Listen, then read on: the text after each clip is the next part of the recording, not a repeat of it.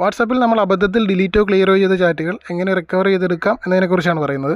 അതായത് ഇപ്പോൾ ഞാൻ ഒരാളോട് ചാറ്റ് ചെയ്തിരിക്കുന്നതിനിടയ്ക്ക് അറിയാതെ ആ ചാറ്റ് ക്ലിയറോ ഡിലീറ്റോ ആയി പോയിട്ടുണ്ടെങ്കിൽ ഇന്നലെ വരെയുള്ള ചാറ്റുകൾ എനിക്ക് റിക്കവർ ചെയ്തെടുക്കാൻ പറ്റും. ആദ്യം തന്നെ ഫയൽ മാനേജർ എടുത്തിട്ട് ആൻഡ്രോയിഡ് എന്ന് പറഞ്ഞ ഫോൾഡർ ഓപ്പൺ ആക്കുക. അതിനകത്ത് മീഡിയ എന്ന് പറഞ്ഞിട്ടൊരു ഫോൾഡർ ഉണ്ടാവും, അത് തുറക്കുക. അതിനുള്ളിൽ ഇതുപോലെ com.whatsapp എന്ന് പറഞ്ഞിട്ടൊരു ഫോൾഡർ ഉണ്ടാവും. നമ്മുടെ വാട്സപ്പുമായിട്ട് ബന്ധപ്പെട്ട ചാറ്റ് ബാക്കപ്പ് ഉൾപ്പെടെയുള്ള എല്ലാ ഡാറ്റയും ഈ ഒരു ഫോൾഡറിനകത്താണ് ഉള്ളത്. ഈ ഫോൾഡർ ഒന്ന് റീനെയിം ചെയ്ത് വേറെ എന്തെങ്കിലും പേരിലേക്ക് മാറ്റുക.